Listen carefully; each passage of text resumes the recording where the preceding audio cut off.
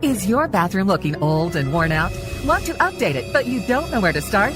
Then let VCI Bath & Shower show you how to turn that old bath into an aisle of beauty and functionality. Our residential bathroom solutions provide the best value on the market, and our customer service is second to none. Our cost-effective VCI Bath & Shower family of products has what you need.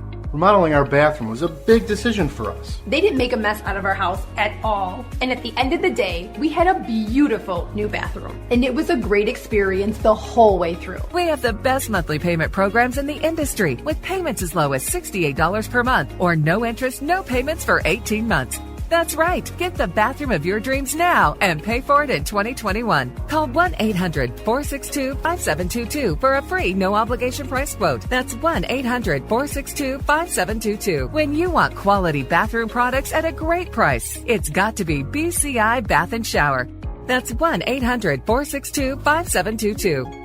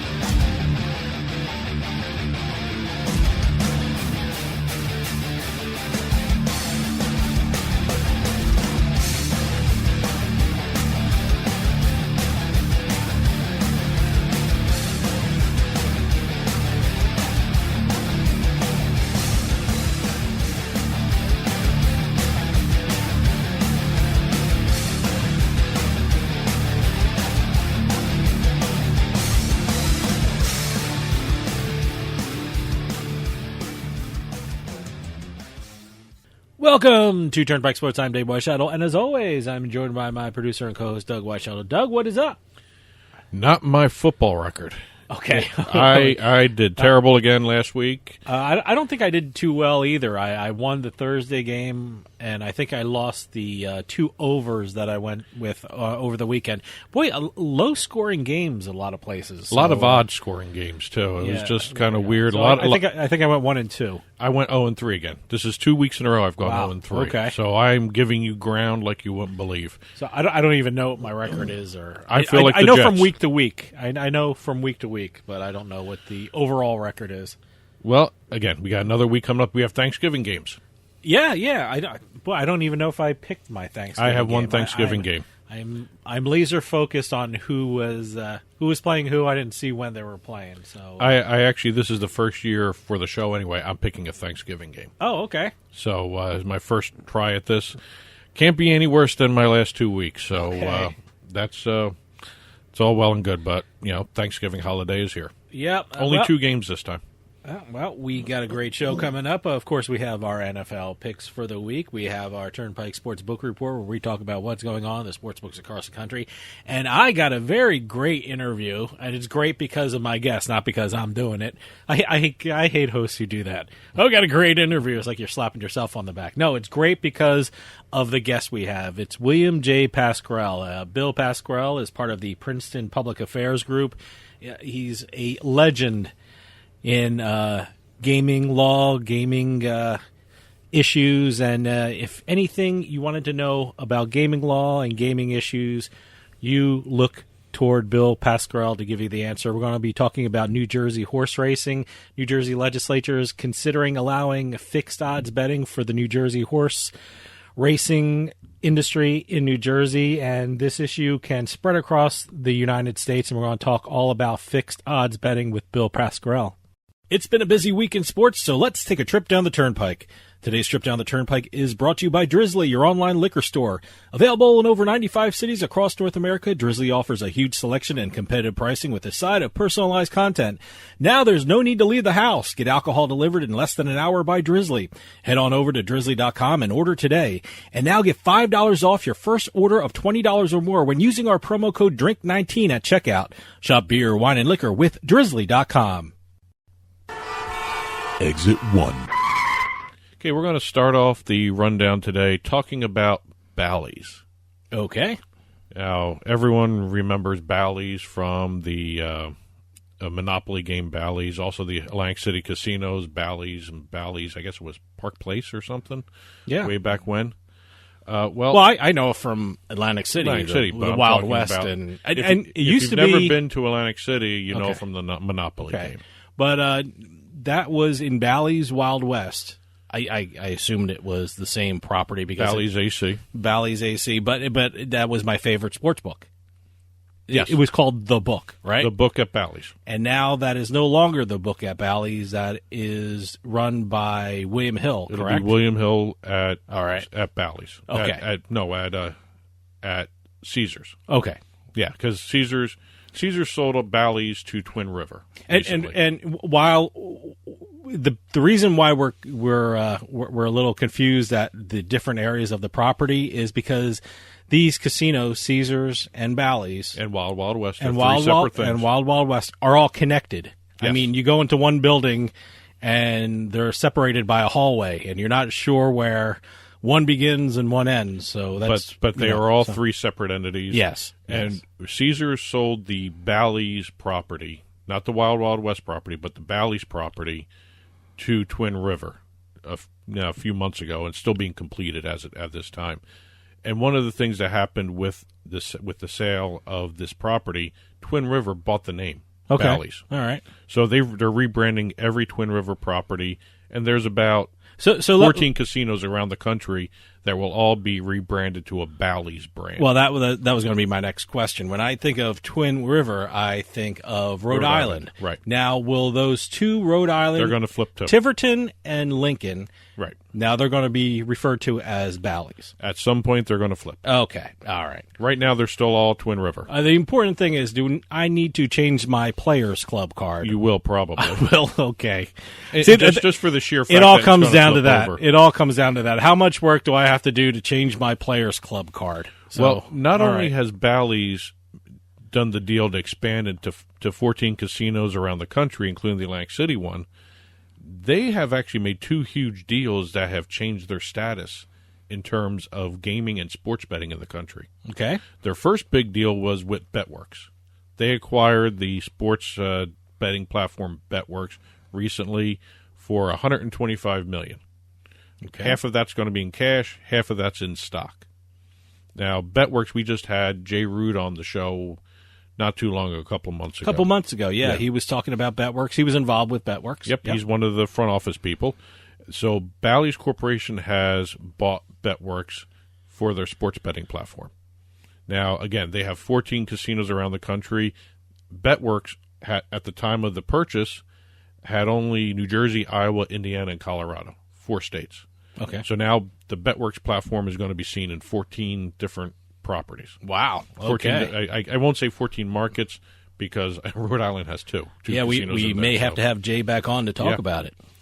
So that was a huge deal because it allows Twin River to have their own sports betting platform wherever they're at. Great. Wherever legal sports betting is, and there's a Bally's, Twin River, whatever you want to call it, property, if it's in a legalized sports betting state, you're going to see a BetWorks platform.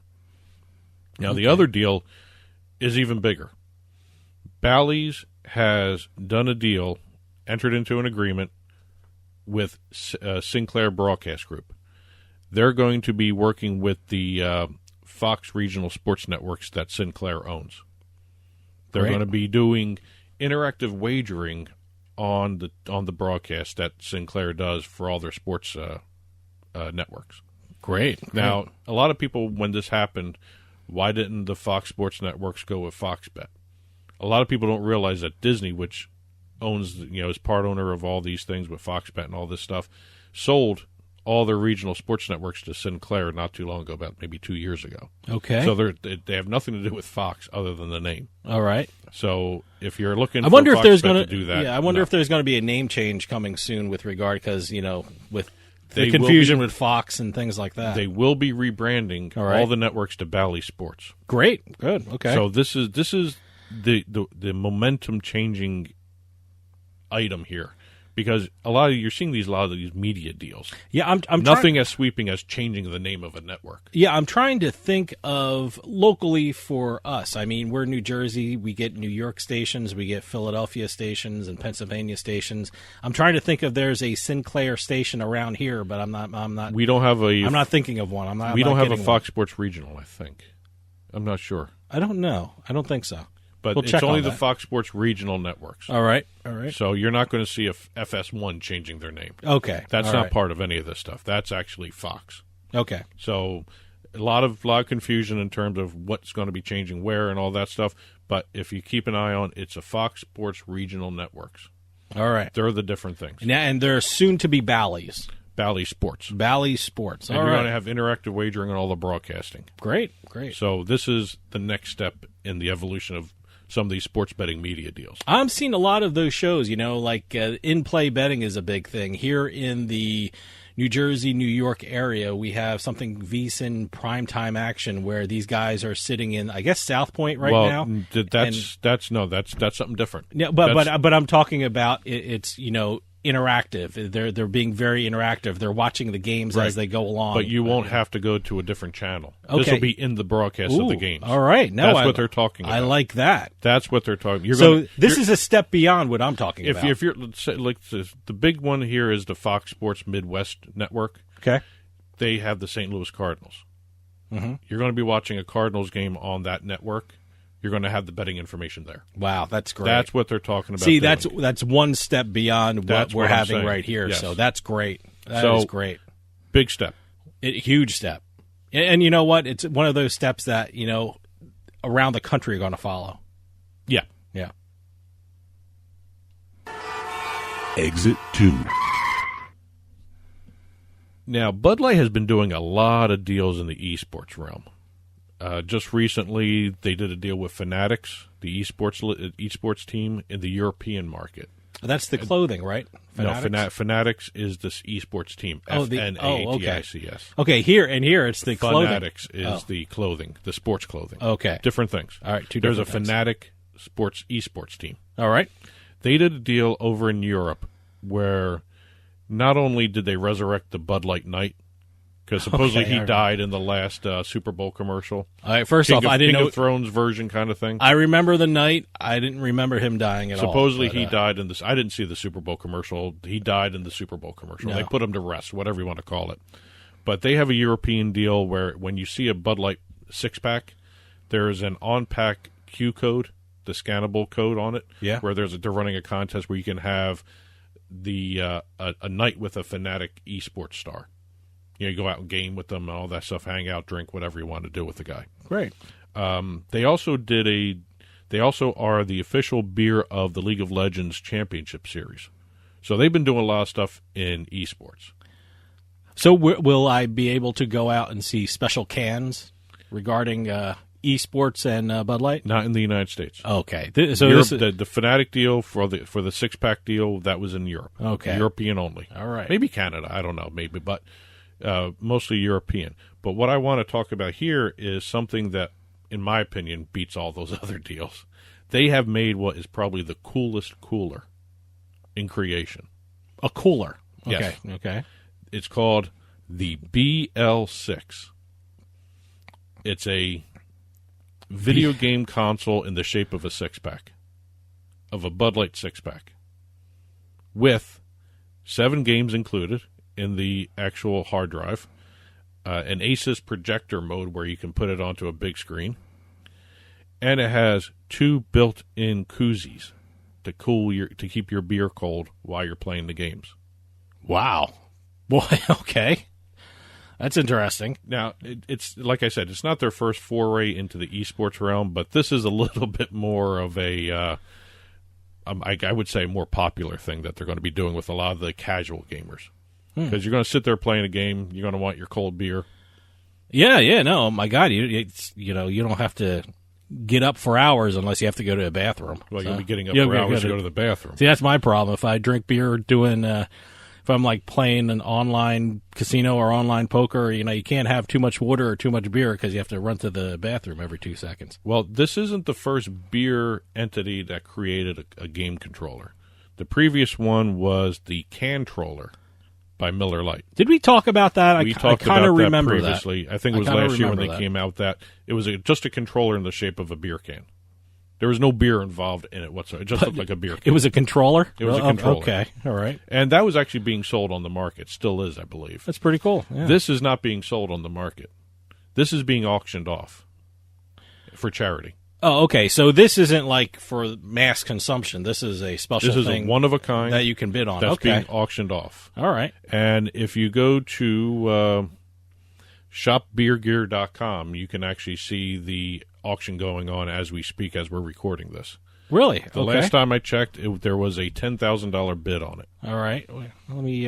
And all the proceeds will be matched by Bud Light from the sale, and will go to the National Restaurant Association Educational Foundation, supporting their Changes on the Menu program, which helps people in the restaurant industry, pay their bills and stay in business, basically. By the way, I'm checking on this as we speak, and I'm right now. I have to give my date of birth. Well, it's just because it's shopbeergear.com. It's Shop Beer Gear because it's you're shopping beer. But okay, here the greatest cooler ever. Yeah, I can't see the bid on it, but It'll load. It'll load. All right. It's over 10,000. By the way, it's right now it's $10,009 as we speak. There you go. So, and I think there was something like 80 bids on it. Right now there are 78 bids. 78 bids. Okay, so it looks pretty. It looks really cool though. It actually looks like one of those cardboard 6-pack holders. So no, they did a great job with it. Yeah, no, it's really great, and all the money's going to a good cause. Too. Absolutely. And I'm assuming at some point they're going to be making these for mass consumption at some point. I would assume. I mean, it just stands to reason they're going to do something like that with this. Okay. Exit 3. We're going to shift gears from sports betting and beer to Olympics. All right. The United States Olympic and Paralympic Committee has just launched the first of its kind pilot program for their athletes. And this is to help their athletes get sponsorship money, advertising money, and to help them maintain their training schedules to actually help pay for their training as well. See, that's great. I think that's a great thing. I actually find it fascinating that they didn't do this before. Yeah.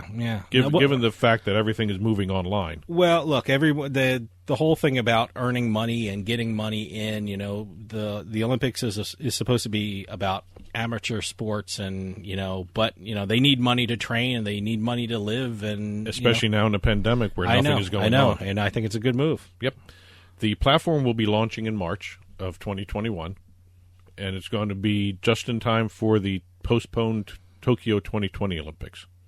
So remember, they were pushed back because of the pandemic. Yeah. So that's in the summertime? That's going to be July 2020 for the Olympics. No, July. The platform 2021. Yes.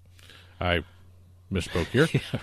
Anyway, I'm trying to wipe out 2020 from my mind. Everyone is. Oh, Everyone God. is. But again, the platform will launch in March. Tokyo Olympics will be in July of 2021. And then you also have the Beijing 2022 Winter Games coming up the following February. Okay. So this is to help out the Winter Olympic athletes as well as some of the other athletes, Summer Olympics, all that stuff, and the Paralympics as well. Great. They came up with a unique scheme. This is all opt-in for the athletes. If they don't want to do this, they don't have to. All it does is puts them out there, and it actually could benefit them. If they don't want to do it, they don't have to. 3 levels. There's the group marketing part, which is a guaranteed base payment to the athlete that opts in. And it allows Team USA partners to use at least a minimum of 3 of the athletes that's on the database for this part of it in advertising campaigns. And they get paid. Good. And also, the athletes will also be able to get a share of royalties from any individual license sales that they do through this platform as well.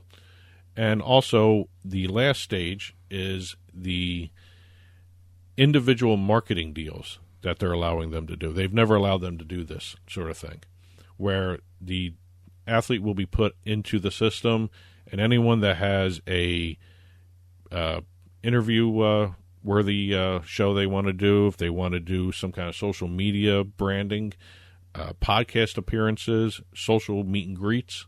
I don't know how they're going to do that in the pandemic age, but meet and greets, on-pack intellectual property inclusions for different products. Basically, anything and everything is almost like a one-stop shop here that they're creating for their athletes. Great. And it's nice to see this because a lot of them aren't able to train, aren't able to maintain the training that they have to do. And also they're not able to pay some of the team they have that, in terms of if you have a coach, if you have any kind of other person that helps you out with your training and your Olympic visits. Yeah, well, it's hard to train and hold down a day job, So this is good. They have to bring in money, and they're using it to hone their craft for the country. This will be available online as well as an app through Open Doors. All right. So Open Doors is actually an athlete sponsorship platform anyway. So they're taking advantage of somebody who has experience in the business to help out their athletes.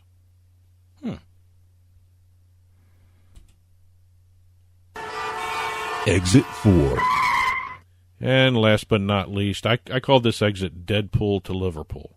Okay. But it's not really Liverpool that Ryan Reynolds is going to. All right. Ryan Reynolds, who is Deadpool, and his partner over here, Rob McElhenney. Yep. I think that's how you say his name. I've never watched It's Always Sunny in Philly. I love that show. It's on every night on Vice, I think.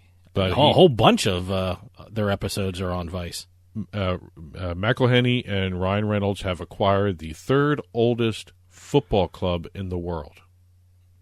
Really? Okay.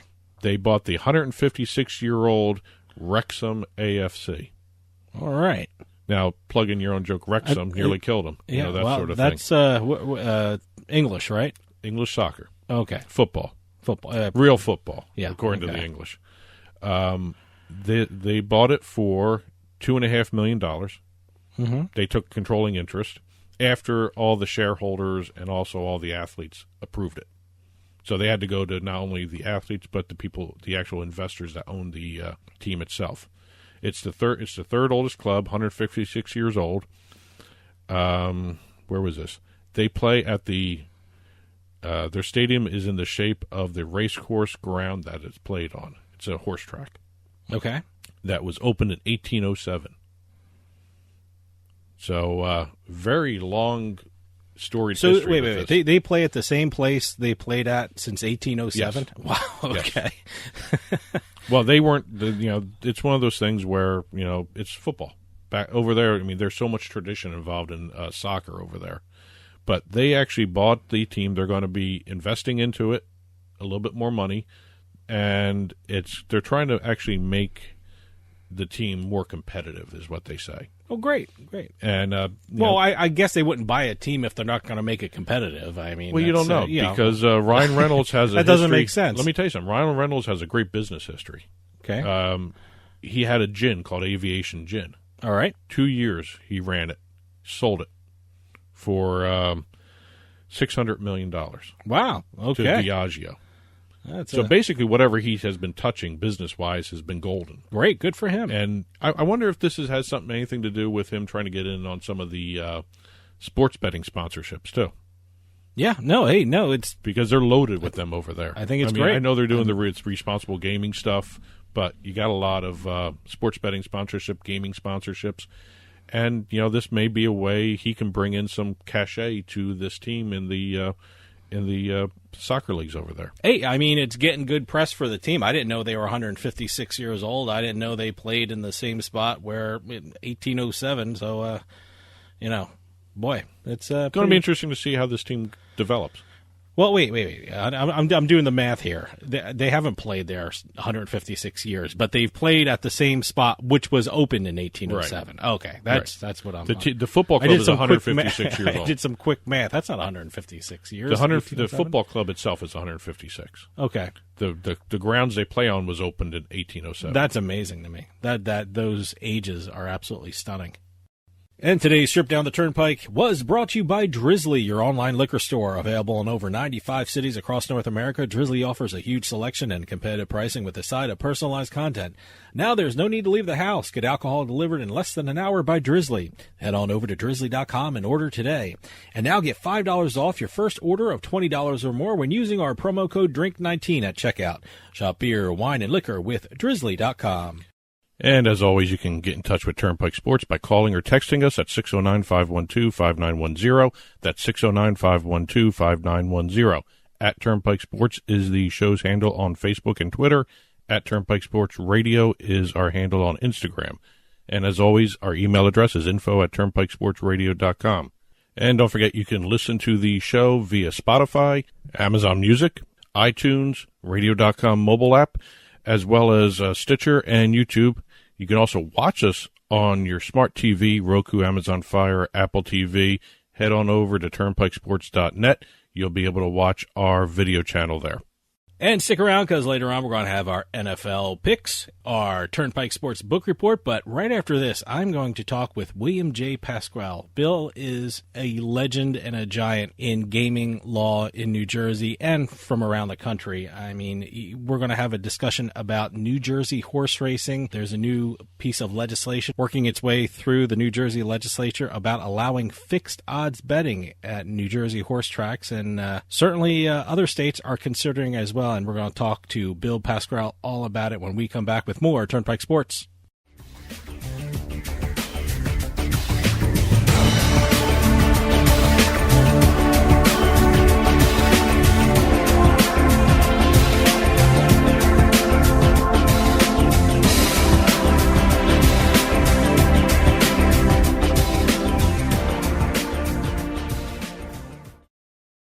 Attention Medicare recipients and anyone turning 65. Medicare has approved new benefits not included with original Medicare and older Medicare Advantage plans. You may not be getting all of the benefits you're entitled to, including in-home aids, telephone appointments with your doctors, home-delivered meals and prescriptions. These benefits may be available and it's a free call to enroll. The new plans may also offer free eyeglasses, free hearing aids, free wellness visits, and gym memberships. Call the Medicare benefits line now. It's easy. Call 800-217-1797. 800-217-1797.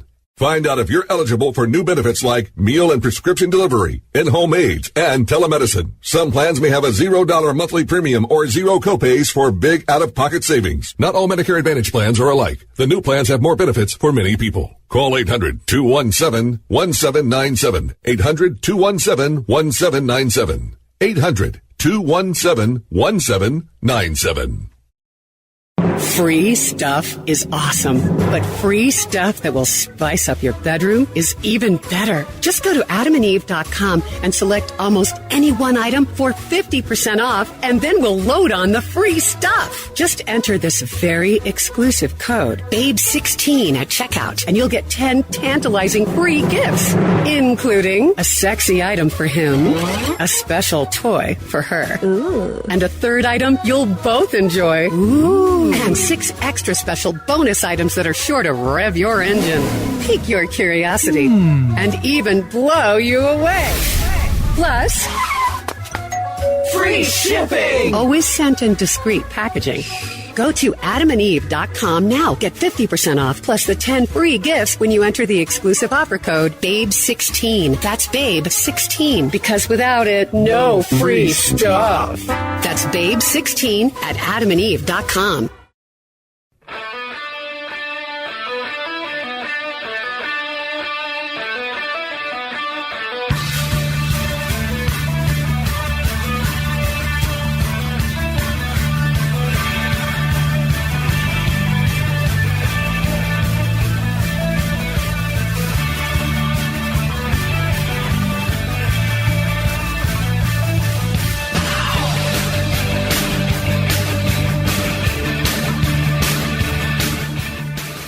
Welcome back to Turnpike Sports. One of the greatest things about doing this show is I get to talk to some of the smartest people in the gambling world, and it just so happens that the smartest guy I know in the gambling world is from my home state.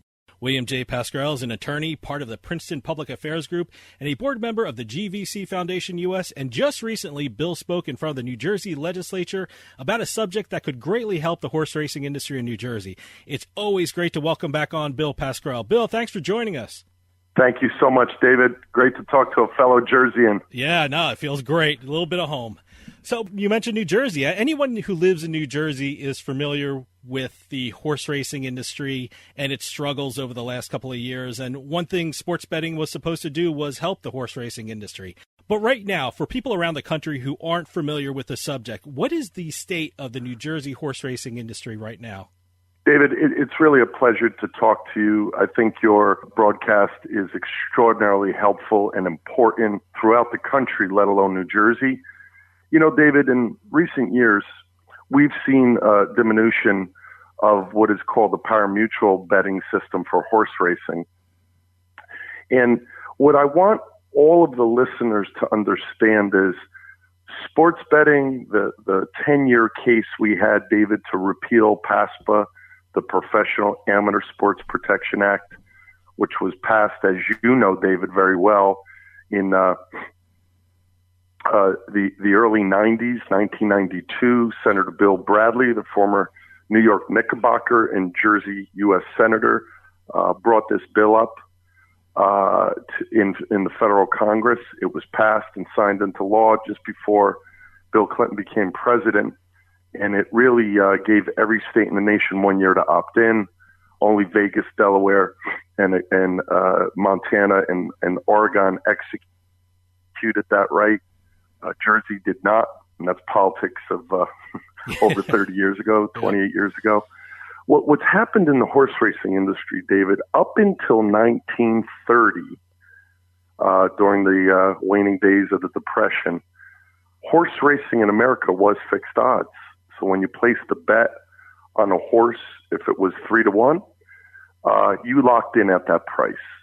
In the 1930s, there was a new offering produced, which was the pari-mutuel system, which I like to call a floating odds system. So you may place your bet a half hour before the race at, say, 7-1 and put $10 down and think you're going to get $70 if your horse comes in. The odds move right up until post time, and even a couple of seconds after post time. And that system, which has been in existence throughout the country for the last 90 years, is antiquated. It's not attractive to the younger punters, the 20, 30-year-olds and perhaps early 40s. They're more into a fixed odds bet like sports betting. Mm-hmm. But what we've seen in the pari-mutuel system, David, the last 5 to 8 years is year over year, the tote system, the pari-mutuel system has been reducing 2 to 3% a year. This year it's stabilized because for a great part of this year, David, we only had horse racing. We didn't have any sports betting content. Yeah. So that helped kick a lot of the sports bettors into the pari-mutuel system.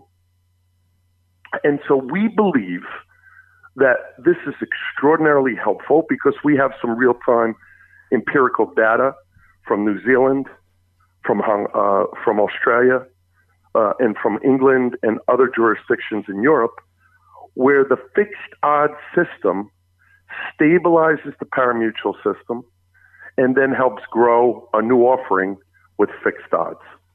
You know, as you mentioned, New Jersey had fixed odds before 1930. What was the reason for the change? I mean, did people in 1930s think pari-mutuel betting was the wave of the future? I mean, what were they seeing in the 1930s that we're not seeing right now? That's a great question. I think this was a new way for pooled betting to introduce a new offering to the horse betting industry. It was successful for many years, and it also enabled all of the stakeholders to benefit. But those systems have not kept up with the times. Those systems have, as I said, become extraordinarily antiquated. And so what the fixed odds system does is it enables in the time of, the internet and high tech, it enables the younger folks to be able to log their bet in and know that it's locked. And so that the system, the pari-mutuel system, which is something that older folks enjoy, the 60-plus-year-olds, because they've been doing it for decades, and they're comfortable with that system. But the fixed odds betting system is a lot easier to understand, and it also enables folks to come in, the younger folks to come in, to feel like, hey, if I'm going to bet on the Giants versus the Eagles, and lock in at 3 points, for the Giants, I know that line may move, but at least I'm locked in. And so I don't want to suggest to anybody that's listening in, your extraordinary network, I don't want them to think that this is going to happen easily, because what's important about getting this put in place, not just in New Jersey, but we're talking about doing this throughout the country, so we can not only have in-state bets, but interstate bets and international bets, is a company like BetMakers, who I've been representing for the last 16 months. I met the CEO, Todd Buckingham, in Barcelona. He flew out from Australia just to meet me. I was speaking at the World Gaming Executive Summit last July. Family wasn't too happy because I was in Barcelona, which is not a bad place to be during 4th of July, speaking about U.S. sports betting. And a little bit I know, I meet Todd Buckingham, who had an extraordinary impact on my life, because this is exciting. I've been privileged to be involved with the repeal of PASPA and be the quarterback for that. It was a successful campaign, although it took 10 years, David. Yep. And I was also involved with introducing online gaming to the U.S. Back in 2013, where Governor Christie, Senate President Sweeney, and the rest of the legislature really saw the benefits of bringing online in, and thank God they did, because if it wasn't for online gaming during COVID, the casinos would all be shuttered. Not because the state shuttered them, but because nobody's going to them. But what's important about fixed odds is we believe strongly, and there needs to be a lot of education and advocacy on this, that because of the data that we know from the UK, Germany, Australia, New Zealand, this will not at all hurt the pari-mutuel system. What it will do is stabilize it and stop it from reducing, and it will explode over time through education and marketing, a new fixed odds system. Let me just give you these numbers briefly, and everybody that's listening in will get it. There are 330 million Americans, and we do, give or take, about 10 billion a year. We might actually do 11 billion this year because of COVID for the pari-mutuel system. Australia, which only has 24.6 million citizens, does 3 times that number, $30 billion a year in horse race bets. 70% of that is fixed odds. The balance is the pari-mutuel system. The pari-mutuel system has not been cannibalized. A lot of casual observers are concerned about that, and we want to assure them that that has not happened. We think that this could explode the horse racing industry in a positive way and also help subsidize the purses, which is important to attracting punters, even the whales or the casual punter. And what it will also do is benefit the jockeys, the veterinarians, the breeders, the owners, and the horsemen. And so we think this is a great way to bring new bets to the system, and it's a younger punter. And finally, David, and thank you for letting me chat here, I want you to your listeners to understand that the fixed odds system will also do a couple of other things. Right now, if we were not to do any new offering for horse racing will be dead on the vine within the next 10 years. So we are confident that the fixed odds system will save the horse racing industry and help grow it, stabilize it at first and then grow it. And it's like the lottery, David, which you understand clearly. If we don't bring online lottery throughout the country, which we've done in New Jersey and Minnesota and New York, Sure.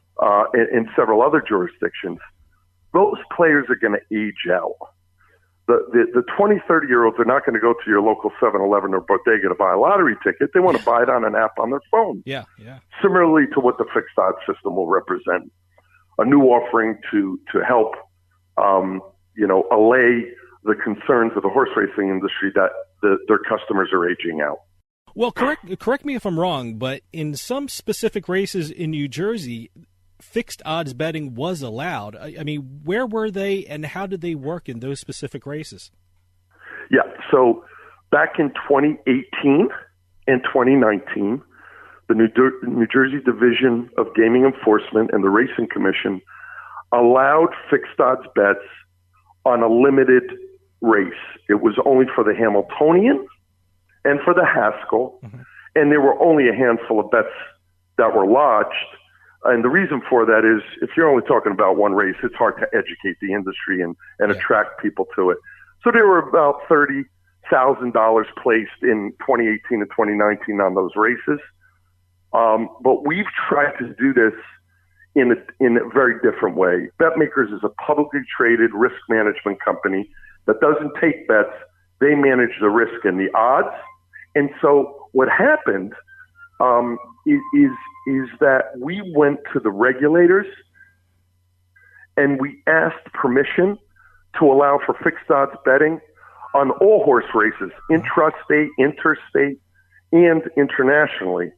And what happened is there was a concern by the Attorney General of New Jersey that under the current regulatory regime, the fixed odds horse race bet would have to be viewed, legally interpreted, as a sports bet. And that is not helpful to the industry. Sports bets are taxed at a much higher rate. And so as we've gone down this road, we've decided to do it in the proper way, not in a rushed way. So we've introduced legislation, Senate Bill 3090, sponsored by Senator Paul Sarlo, the chairman of the Budget Committee, and Senator Vin Gopal. Senator Vin Gopal represents Monmouth and Freehold, those districts, and Senator Sarlo represents the Meadowlands track. And they dropped the bill on October 26th. On November 9th, I testified before the Senate Budget Committee.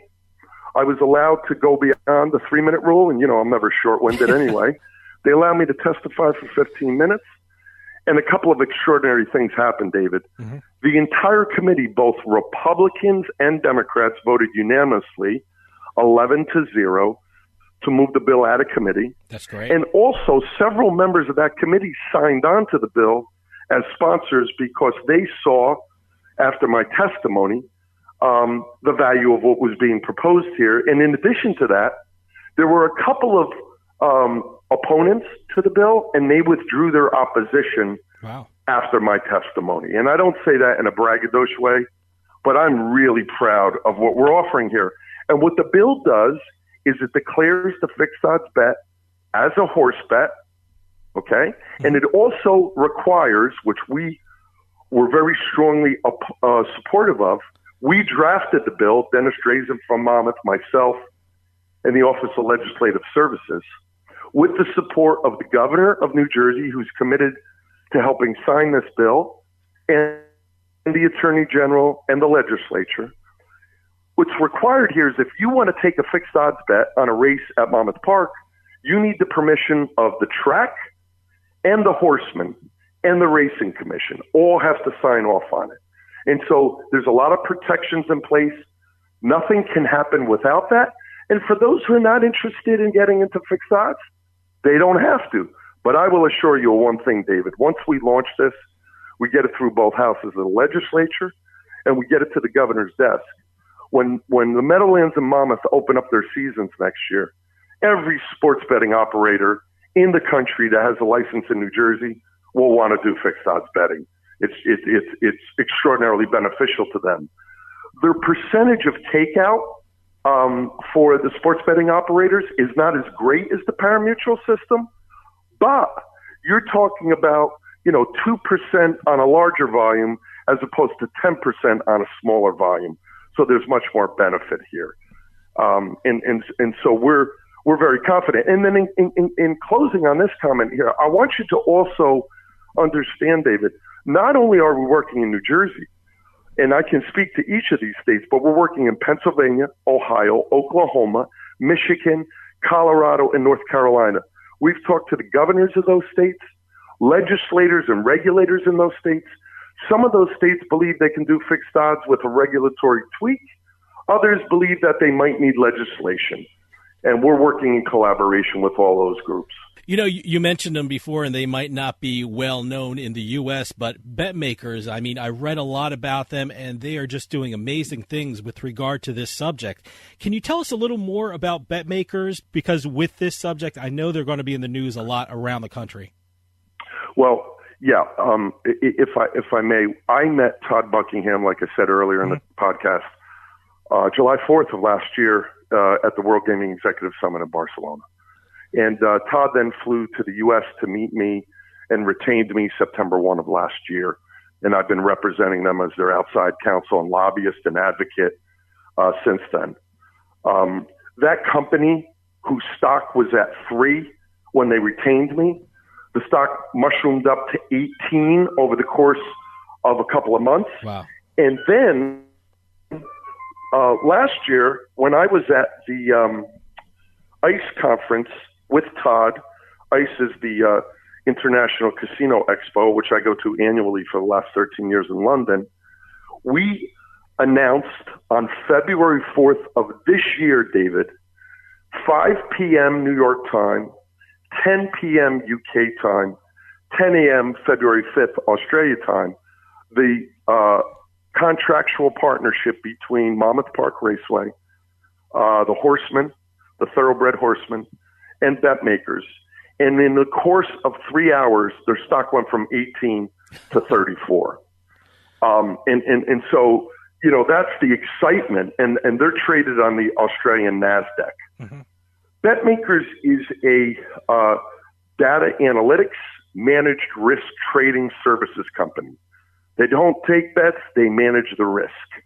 And they help sort it out in real time. Powerful company.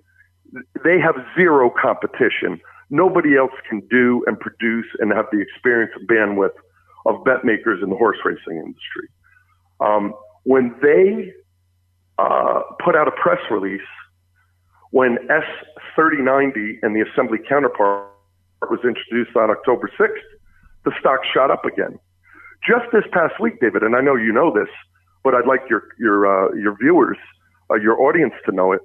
Just this past week, on Wednesday, the New Jersey Racing Commission introduced a pilot program for fixed odds.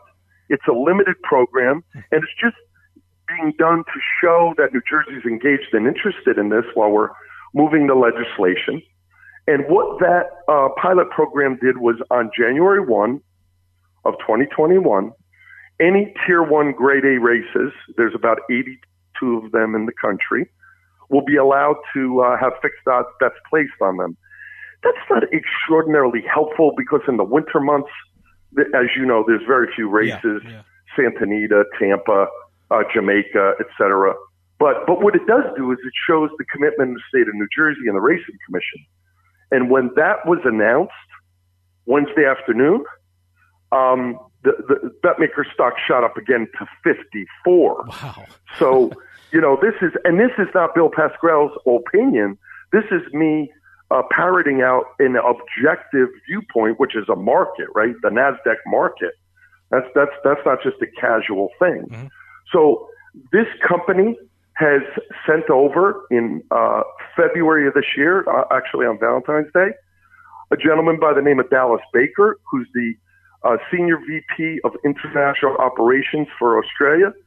Dallas has become almost a part of my family because I got him an apartment in Clifton, New Jersey. He's been working out of since.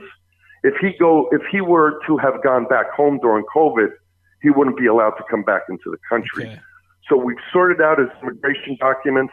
He's becoming a resident alien of the U.S., And they just hired on September 1, as a show of commitment, their first U.S. employee, a U.S. citizen who's become the general counsel in-house for the U.S. They raised $35 million over the summer just for the U.S. operation. Wow. We're going to be opening up an office for them in the near future, as well as hiring a couple dozen new U.S. citizens, Jersey residents, to help with the management of BetMakers US. Well, let me ask you something. When this legislation passes, will the horse racing industry see benefits immediately, or should we expect it to take some time to have a lasting effect on the industry? Yeah, well, I'm going to give you two answers to that. Okay. I believe it's going to have an extraordinary impact immediately. However, most experts in the horse racing industry, who are friends and allies, believe it's going to take time. And the reason they think that is it needs to be advertised, marketed. You know, the apps need to be set up. Folks like FanDuel, DraftKings, GBC, PointsBet, Rush Street, Evolution, Kindred, all of those companies will have to toggle their offering and start to market to get punters educated on what this means. So it could take a little bit of a granular grind, but we believe in the relative near future, in a year or two, this will be a very dominant offering that the horsemen and the tracks will be extraordinarily grateful for. And what it's going to take time to do is to onboard these sports betting companies with the managed trading services of BetMakers and the tracks and the horsemen to kind of, all those conversations are going on now. Those contracts are being signed. And so I believe by the end, this time next year, if I'm lucky enough to talk to you again at that time, I believe we will all be thrilled at what fixed odds has meant, because I think it will immediately stabilize the total self-cannibalization and will also provide a whole new bandwidth of bets that we're not enjoying right now. Now, I know Dennis Drazen, who's CEO of Derby Development, who's the operator of Monmouth Park. He feels that fixed odds betting is going to improve the handle and also will be appealing to a lot more potential bettors. Now, is that the feeling across the board? Is there some operators that aren't sure about it? I mean, what is the general feeling of the operators in New Jersey about fixed odds betting? Every operator that we have talked to, and even some we're going to be talking to in the immediate future, understands that this is a valuable offering. David, it's been very scary what's happened in the last month or so since Election Day. Sure. In the U.S., where COVID has spiked. We just saw a very daunting statistic from yesterday. 178,000 U.S. citizens tested positive in one day, and 1,800 died in one day from COVID. Mm-hmm. Now, we have the Pfizer and the Mondelez announcements about vaccines. We also have Johnson & Johnson, Merck Medco, and others that are talking about vaccines.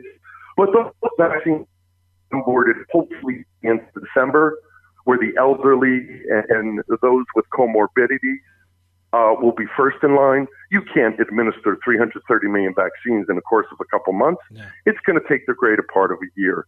What I am hoping, because I'm in the business, is that we don't start shutting down sports events. We just had the Masters last weekend, which was a little odd to watch, right. Fun to watch, but with no audience. But as long as the sports betting industry shut down again because of COVID, and your guess is as good as mine on that, then I think those sports betting companies will be in a stable position and will be onboarding fixed odds. What could accelerate that is if sports starts to close, then they're going to need other opportunities because, of course, horse racing is a little different. Unless a jockey tests positive, the fields can go. The tracks weren't shut down for that long, and they have a much greater opportunity to race with COVID spiking. So, I feel very good about the entire sports betting industry's interest. We're on the phone constantly, morning, noon, and night with those companies, whether they're U.S.-based like FanDuel and DraftKings, or whether they're, European-based like GBC or Australian-based like PointsBet. They're all keen and excited about this offering of fixed odds. Well, let me ask you about the marketing of it. I mean, anyone who goes to a horse track will notice it's an older crowd. And I know from talking to 4 people who own casinos and run casinos, their goal for the last 2 years before the pandemic hit was to get the millennials back onto the property and attract younger people to the properties. Do you think fixed odds betting will attract younger crowd to the racetrack? I'll tell you why. Yes, I do. When I lobbied online gaming, David, 8-9 years ago, when Governor Christie first came into office, I had a hell of a time because I lost, and my partners weren't happy about it, but they believed and trusted me. I used to represent the entire Atlantic City brick and mortar casino industry, as well as the Atlantic City Casino Association. And they were fearful of online. They thought it was going to cannibalize their casino industry. Lo and behold, I lost them all, but I picked up just about every online gaming company in the world who wanted to get into the market and help fund our campaign. Now all those brick and mortar casinos are clients again of mine because they know that were it not for the online gaming industry, they would be sucking wind. Mm-hmm. New Jersey used to do $5 billion a year just in casinos prior to online in GGR, gross gaming revenue. And that number has dropped. It dropped below $2 billion a few years ago, and now it's starting to creep back up. What they now realize, David, and I get so excited about this conversation, and I really appreciate the privilege to talk with you. What they're excited about, and they understand now, is that by offering online gaming, it's a way to keep the customer once he or she leaves the property.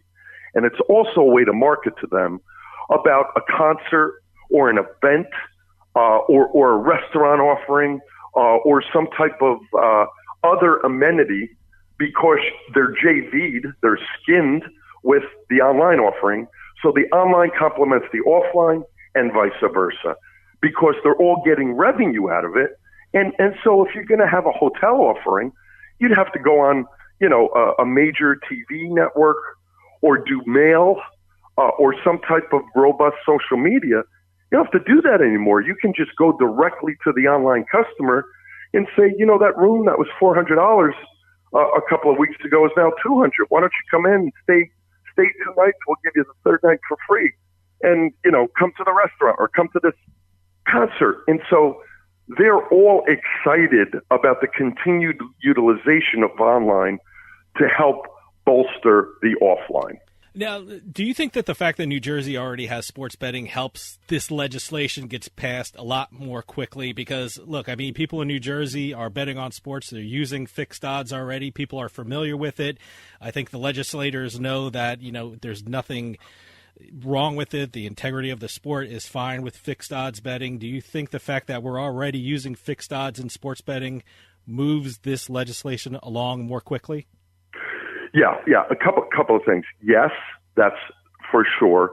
The fact that the state already not only has sports betting, but has online sports betting and online gaming certainly helps, because the fixed odds offering will both be on track and through a mobile app. So yes, but we have talked to a couple of states that don't yet have either sports betting or online gaming, and they feel this is a nice way to maybe do online horse racing with fixed odds. And if that succeeds, maybe they'll then trampoline into sports betting. So I think it's got a balanced bilateral benefit. And, some of the states we're talking to, like Colorado, already have sports betting, and they see the value of this. Although they only have a track or two there, they're very interested in this as further content. And let me just say this, David, because you'll appreciate this most, and your Pennsylvania listeners will as well, and perhaps South Jersey. Governor Wolf last year in November did us a very huge favor, even though that was not his intent at the time. He pulled, you'll probably remember this. Yeah. I wouldn't be surprised if you had a show on it. He pulled $220 million out of the purse of horse racing, and he did it for a very valid reason. Although it was a money grab to the general treasury, he said to the horse racing industry, "You guys are dying on the vine, guys and gals, and you're not innovative. You're antiquated. and you haven't done anything. The system year over year is self-cannibalizing at 2 to 3%. In another 10 years, you'll be out of business. So he drew that back. We met with Governor Wolf and his team, and he got it right away. He said, Bill, if you can get the Pennsylvania horse racing industry to embrace fixed odds, to me, that's innovative, that's robust, it's creative, and I would be willing, if we were to do this and they embraced it, I'd be willing to put that purse subsidy back. So, this has got all sorts of benefits. I will tell you, David, that it's not an easy operation from a lobbying point of view, because a lot of people get nervous about change, particularly the elderly, right? And I say that out of respect. The horsemen around the country that are, tend to be elderly, 60s, 70s, and 80s, they tend to get nervous, like, I want to keep what I have, and they put their arms around it. What we're trying to explain to them is this is a way for you to benefit. It's not going to hurt you, because you're going to have so much more purse subsidy, which gets distributed throughout all those stakeholders I mentioned. And that's a good thing. And they're getting their heads around it, and they're understanding. I think once Jersey launches, everybody else will jump in. And some other states, like I've mentioned to you, Ohio, Michigan, Oklahoma, Colorado, Illinois, and North Carolina are already engaged in this conversation. Tell me about the timeline for fixed odds in New Jersey. When do you think the bill would become law, and when do you think it'll be implemented in the state?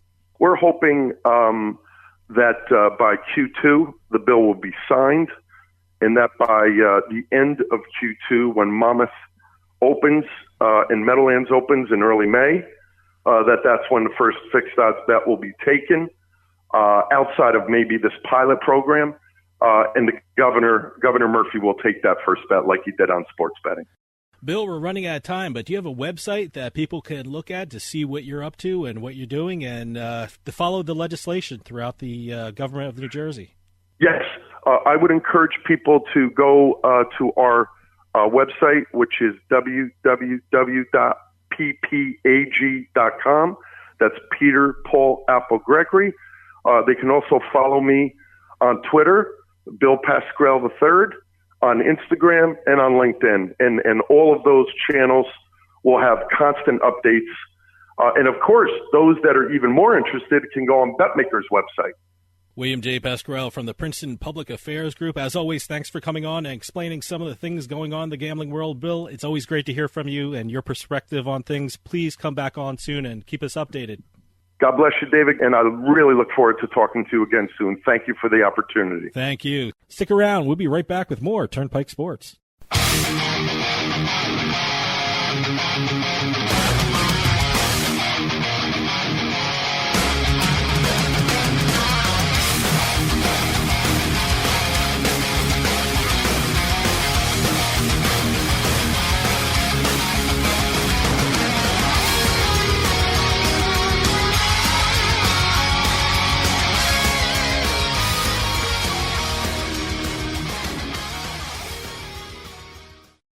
Sometimes life is wonderful, and sometimes it's not.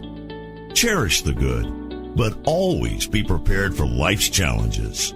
At Private Healthcare, we provide the peace of mind you deserve. With Private Healthcare, you'll get the coverage you want and healthcare you need. If your employer doesn't supply healthcare coverage and you don't qualify for Medicare or Medicaid, you need to give us a call right now.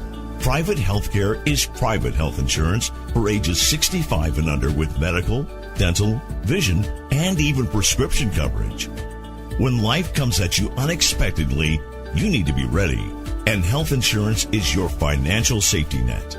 If you're looking for health coverage at the best price and your annual household income is $35,000 or more, give us a call at 800-231-9279. That's 800-231-9279. 800-231-9279.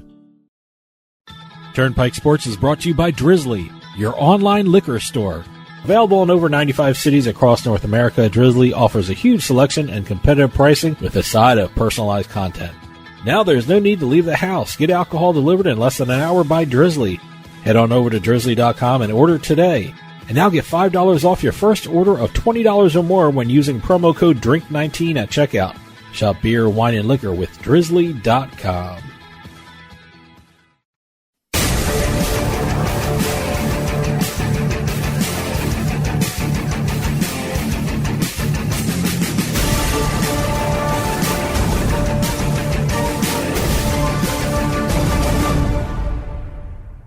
And the Turnpike Sports Pro Football Pick segment is brought to you by William Hill in New Jersey. Football is back, and William Hill is celebrating the 2020 season with a great new welcome offer in New Jersey. Sign up with William Hill Online Sportsbook in New Jersey using our promo code PIKE500 to receive a free bet up to $500 with your first deposit of $50 or more. That's promo code PIKE500 for a free bet up to $500 with your first deposit of $50 or more at William Hill in New Jersey. Must be at least 21 years or older and in New Jersey. Terms and conditions apply. New customers only. Problem gambler? Call 1-800-GAMBLER. And like we mentioned at the top of the show, last week I did not do well again. Okay. It seems to be my consistency of losing badly. 0-3 for 2 weeks in a row now. Wow. I feel like the Jets. What are the odds of going 0-3 2 weeks in a row? What are the odds on that one, huh? Well, for me it's batting 1,000, so those are the odds. But hopefully this week changes. Season totals right now, you have what could be an insurmountable lead the way I'm picking lately. You are 20-13 for the season. 20-13, huh? I am 16-16-1. Wow. Okay. Boy, yeah, that's I'm sucking. Wow. Okay. Well, no, it's what do you call it? I think I went 1-2 because two of the overs I picked were bad. I got the one because I went with the Seattle Seahawks Thursday night, and that was my only win of the week for the when show. You haven't had a successful pick in 2 weeks. That's 1-2 is not that bad. Yep. Well. So, but I did do well on some prop bets outside of the show. I got my own stuff. I got very lucky in a prop bet. There was a special at Sugar House that I jumped on. It was Alvin Kamara and who was the Derrick Henry.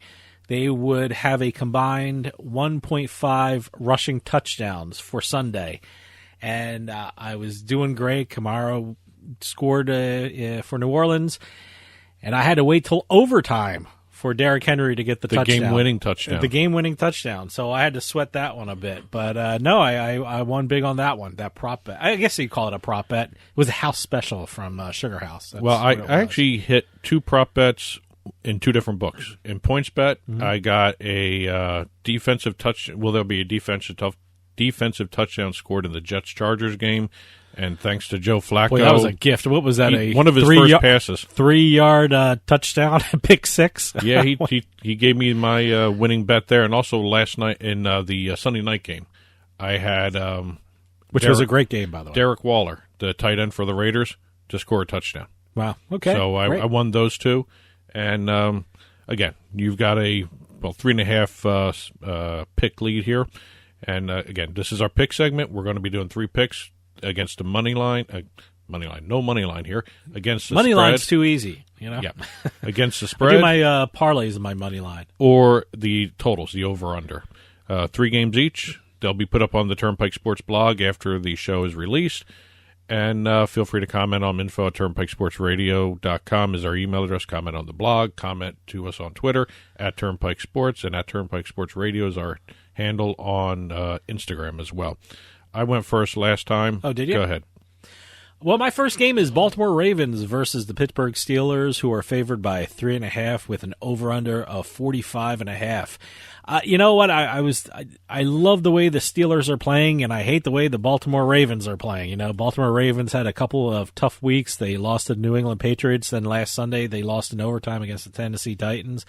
And, I mean, for me, this is probably the kiss of death for the Pittsburgh Steelers, because I'm going with the Pittsburgh Steelers to keep their winning streak alive, because it just seems like they're running on all cylinders. I mean, Ben Roethlisberger is looking like he did before his injury last year. The Steelers are an incredibly gifted defensive team, and I can't pick against them right now. So, you know, I'm taking the Steelers and laying the points. But you know what? It wouldn't surprise me if this was their first loss of the season. But I just can't pick against the Steelers right now. I don't think they've ever been 9-0, have they? No. So, they're the best start in their incredible history, which is unbelievable to hear. But, and I think the last time they started, I think it was 7-0. They went to the Super Bowl. Well, it looks like I think they're going to go to the Super Bowl. This week, I was Baltimore's too inconsistent. Yeah, I was thinking about just not even touching this game, but I just love the Pittsburgh Steelers, what they're doing. They seem to be scoring effortlessly, and their defense is just really stepping up and just smacking around teams. And the Ravens, my goodness, boy, they were just awful the last two. I shouldn't say awful. It's just not consistently good throughout the game. So, like I said, I think the Steelers are going to win. I think the Steelers are going to win by a touchdown. Okay. My first game is the Thanksgiving Day game between the Houston Texans, favored by 2.5, at the Detroit Lions. There's an over-under of 51. Detroit's just stumbling around now, and they stumble into Thanksgiving and the holiday season here after being shut out by the Carolina Panthers 20-0. Yeah.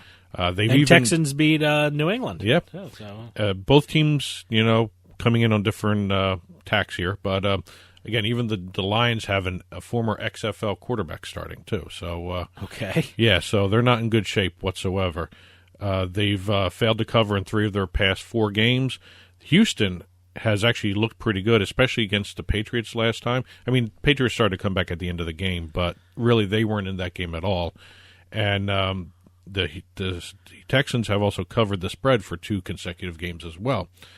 I know the spread here will change because we're, in all transparency, we're taping a little earlier for the holidays. Sure, we want to get our picks out so we can lose in Thanksgiving. Exactly. And really I'll be watching dinner. them. I'll be watching this game on Thanksgiving. But the spread right now is 2.5 as we're recording this. I think under a field goal sounds right for the Texans here, and I'm going with Houston with the 2.5. It's laying the 2.5. So Houston is favored by 2.5. Oh, really? Okay. That was interesting. I didn't know the Texans would be favored, but I guess they Detroit would. sucks. Yeah, I guess so. Yeah. My next game is the New Orleans Saints, who are favored by 5.5 versus the Denver Broncos, and an over/under of 44. I don't care who the quarterback is for the New Orleans Saints. They're going to win. They're going to cover. They're just going to smack around Denver, who, by the way, played very well against Miami Dolphins. Surprisingly well. Miami Dolphins, they had a quarterback change during the game. They had Fitzpatrick play the second half of the game, but and threw that costly interception in the end zone. But they were moving the ball. So, but New Orleans Saints is such a better team and is such a complete team than the Dolphins, and the Saints should really handle Denver. I don't care what the point spread is. It's 5.5. They'll beat them by at least a touchdown. So I'm taking New Orleans Saints and laying the points. 2 point spread picks for you. That's unusual. I know. My next game is the Los Angeles Chargers at the Buffalo Bills. Bills are favored by 5.5 right now. The over/under is 54. I watched the Chargers-Jets game, and Jets scored. Say what you will about the Jets. They scored. So. If you look at the Chargers, their entire season has been getting up big and giving up the big lead at the end of the game. I think they do it more than anybody else in the league here. And again, you mentioned the Jet game. They allowed the Jets to score 28 points, and they actually even gave up a safety to the Jets at the end of the game. So they're finding ways to get other teams back into this. Jets didn't look half bad, by the way. I mean, again, I didn't think they were going to win, but they were a lot closer than I thought. If you got good receivers and consistent offensive line play, the Chargers are beatable in terms of throwing the ball. They got a good run defense. Yeah. But again, the Chargers offense scores, the Chargers defense gives up points. The Bills, on the other hand, they started off the season pretty good on defense and scoring points on offense. But their defense has started to give up a lot of points as well lately. And after a little bit of a lag in their offense, the last 2 games the Bills have scored 30 and 44 points. So I'm thinking, forget the spread here, that 5.5. Who cares? I'm going to go with the over 54 because everything is telling me these 2 offenses are just going to blow away their respective defenses. All right, my final game is the Arizona Cardinals, who are favored by 2.5 points versus the New England Patriots with an over/under of 48. The Cardinals are heading out to what could be a very, very cold Foxborough this weekend. I think that's going to slow down their offense. And, the Patriots' offense, is to talk about their passing game, that's just non-existent. Although Cam Newton did throw for 365 yards last week, I don't think they can score through the air, which I think for both teams this is going to be a ground game kind of endeavor for both of them this weekend, and I think it's going to be a low-scoring game. So I'm taking the under 48 in this one. Weather could be a factor, so I'm taking the under.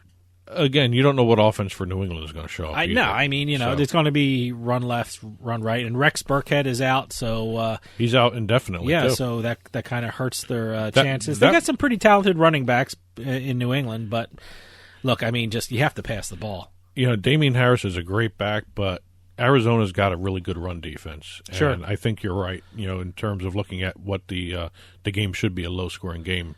Now, we say this, it's probably it'll be a blowout. Yeah. It'll be overtime. It'll be 60-55 or whatever. Well, my last game for this holiday show, the New York Giants favored by 5 at the Cincinnati Bengals, over under 41.5.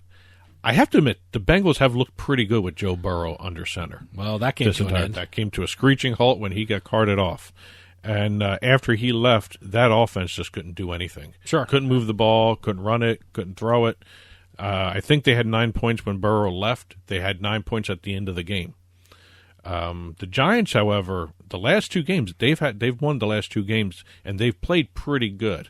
They're still not consistently good, and they still have clunkers of drives here and there. They have 3 and outs and all that stuff. But Danny Dimes over there is running around like crazy. He's making plays. Again, not consistent, but they are making plays. They've won 2 in a row. And I just think they're fine. They're playing a Bengals team that doesn't have a leader right now, and they don't really have an offensive identity here. That's bad news for the rest of the NFC East. So yeah, it looks like the Giants might take a lead in that division. Well, I'm going with the Giants with the 5-point favor there. So okay. Yeah, I just don't see the Bengals being able to do much right now. Maybe not this. Maybe later on down the season, but not right now. Recap. I'm taking the Pittsburgh Steelers and laying the points. I'm taking the New Orleans Saints and laying the points. And I'm taking the under 48 in the Cardinals-Patriots game. And I'm laying the points with Houston, over 54 with the Chargers-Buffalo game. And Giants favored by 5. I'm going with the Giants for that game. We'll be right back with the Turnpike Sports Book Report, so stick around. More Turnpike Sports right after this.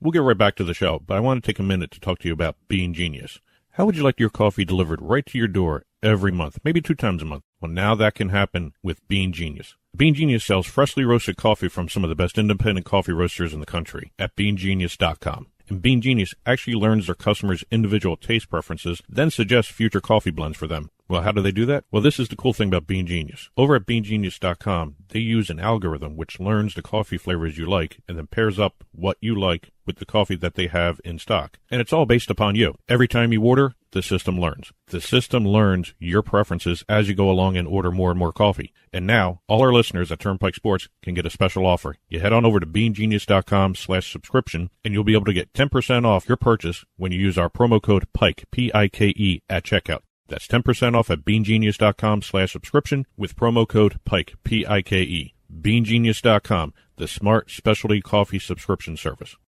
When it comes to online sports betting, PlaySugarHouse.com offers players one of the best experiences in the state of New Jersey. PlaySugarHouse.com offers millions of betting options on the sports you love. They offer live in-game betting on sporting events worldwide, moneyline bets, point spreads, prop bets, play-by-play bets, and many more. All at PlaySugarHouse.com, your new home for sports betting in New Jersey. Take advantage of one of their 12 easy deposit methods to get in on all the action. And now, when you sign up at PlaySugarHouse.com using our promo code PIKE, they'll match your first deposit up to $250. More bets, better odds at PlaySugarHouse.com. Sign up today at PlaySugarHouse.com and don't forget to use our promo code PIKE to take advantage of their first deposit match up to $250. Must be 21 years or older and in New Jersey to place a bet. Terms and conditions apply. Gambling problem? Call 1-800-GAMBLER.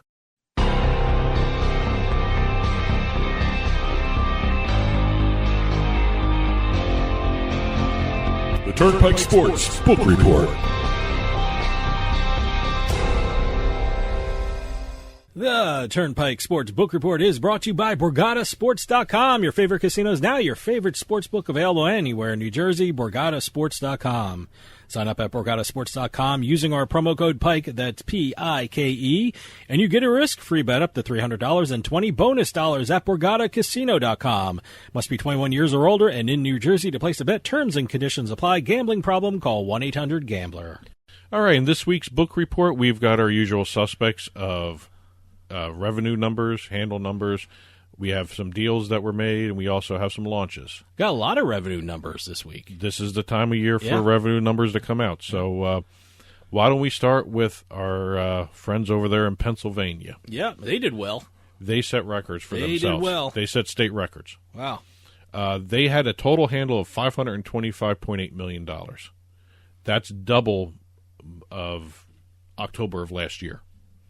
So they have been incredibly, I want to say, growth-centric. I don't know how to phrase that, but they've been growing like crazy. Yeah, no. And they had a handle of $462.7 million in September, and they blew by that one. They had another $100 million almost in October. An extra $100 million. Yeah. So what was the handle? I just said $525.8 million. Okay. That was double October of 2019, more so. All right. They also had a revenue record. October 2020 had revenue of $36.77 million in revenue. Wow. That was the previous monthly high was in January of 2020 of $22.8 million. So they had $14 more million in revenue come in.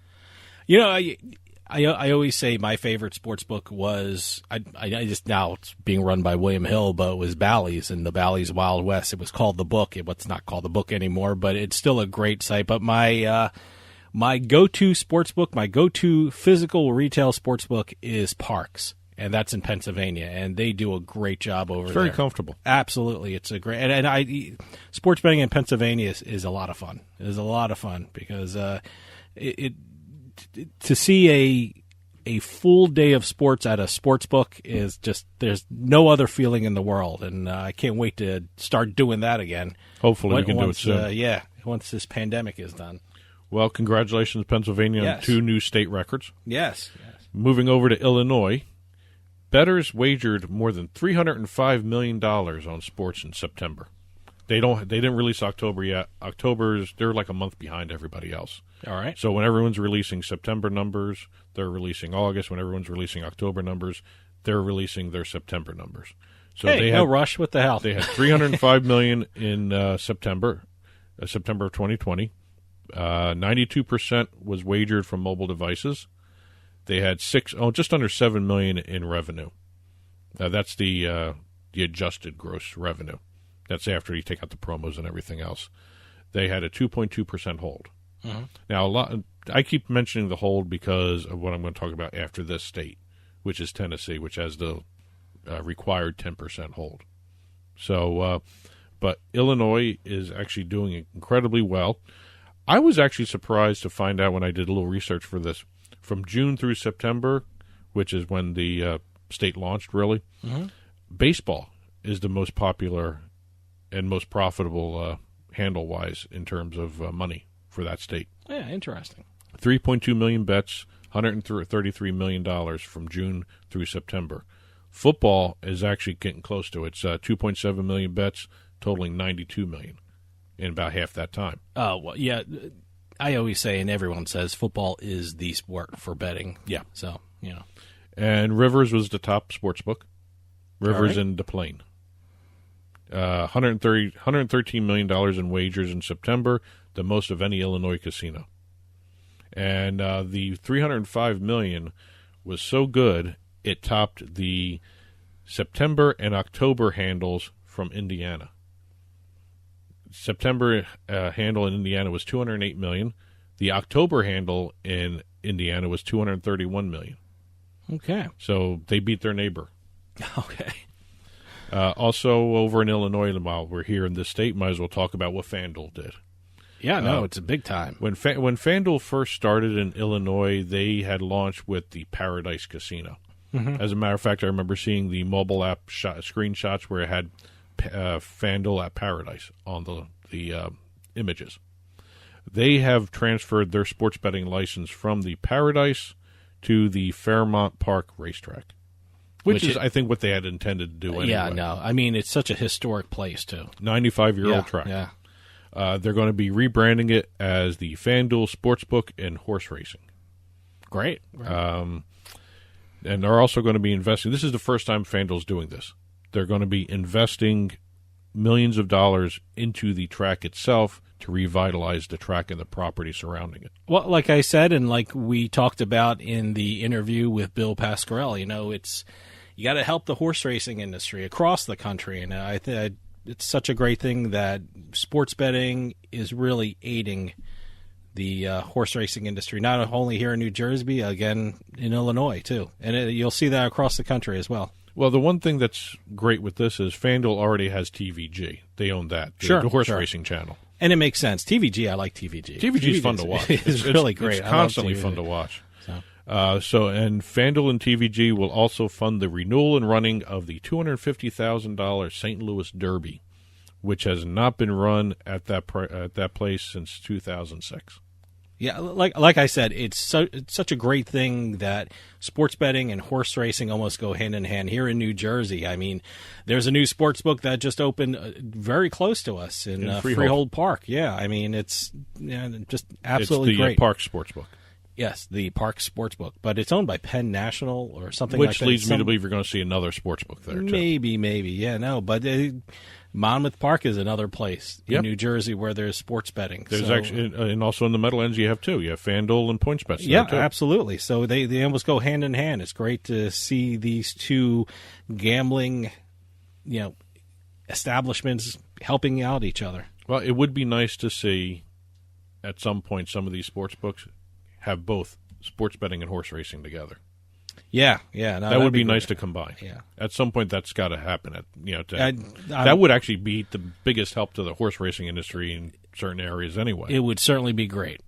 Well, that's Illinois. And I had mentioned, the 2% hold with regards to Tennessee. Mm-hmm. Well, we're going to talk about Tennessee now. Okay. In their first week of legal sports betting at Tennessee, now they launched, what was that, November 1st? October 30th, November 1st, something like that. Something like that. Sports bettors in Tennessee wagered $27 million in the first week. It's all mobile.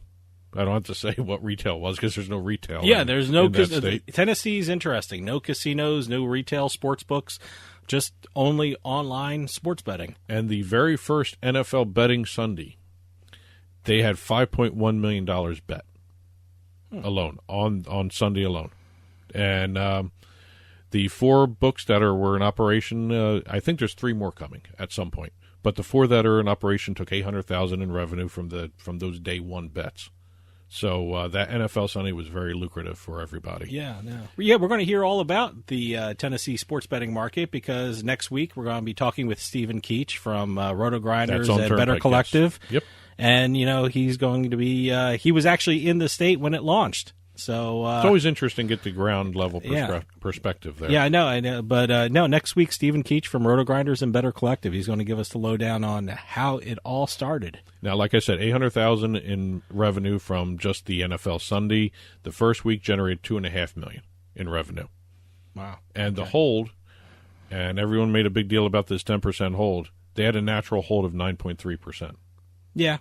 So I think that's doable. Especially if you got a lot of parlay bettors.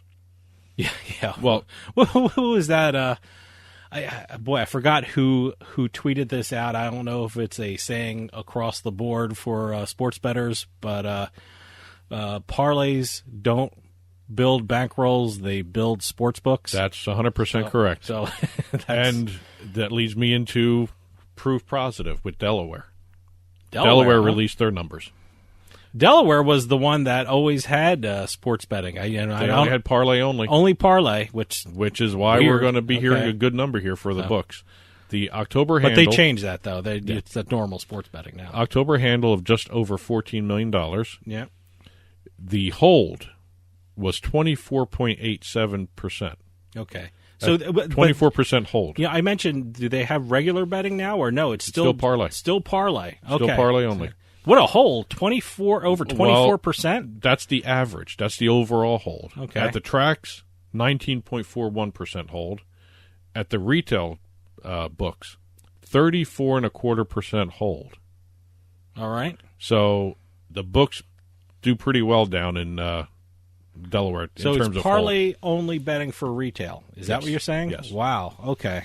So they had just under $3.5 million revenue and $1.28 million in taxes for the state of Delaware. All right. Moving over to Washington, D.C. I always find Washington, D.C. interesting because there's only 2 sports books to talk about, right now anyway.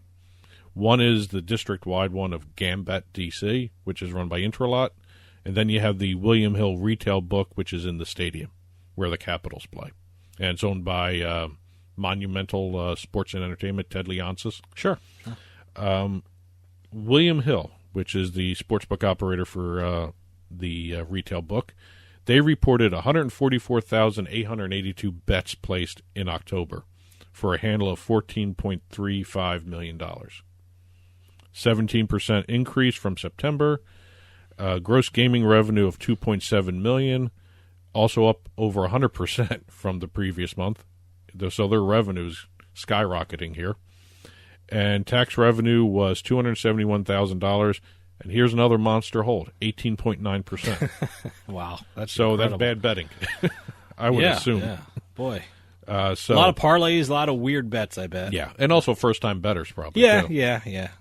Got to get them up and running at some point. But Gambit DC reported their numbers for October, which were actually pretty good in comparison to what they've been having. Still nowhere near what William Hill did. Gambit DC had a $4.2 million handle in October. They're online only. Okay. Again, they're run by Intralot. A lot of people have a problem with their pricing. But again, it's still bringing in numbers too. So they had a revenue total of $882,000. Okay. Revenue numbers for the app Gambit DC were up almost 65% from September, and they also had their highest revenue figure since they launched in May. So that's basically where we are for this week's episode of the Turnpike Sports Book Report. There's a lot of launches to talk about real quick. Pennsylvania, the Betfred Sportsbook opened up in Wind Creek, Bethlehem. Colorado, PointsBet had their launch, and they also have their headquarters there now. Okay. Indiana had William Hill retail books open in Caesar Southern and Horseshoe Hammond, and Virginia is still looking over 25 applications for the 12 licenses that they're going to be handing out for sports betting in that state. So that's it. These, and we have other news stories. Take a look at the Turnpike Sports blog for those. TurnpikeSportsRadio.com. Click on the blog.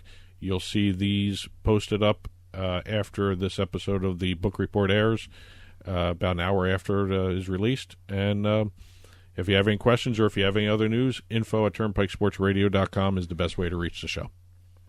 And that'll do it for us this week. And if you're going out to one of the newly reopened casinos or sports books, please be safe. We'll see you next time on the Turnpike.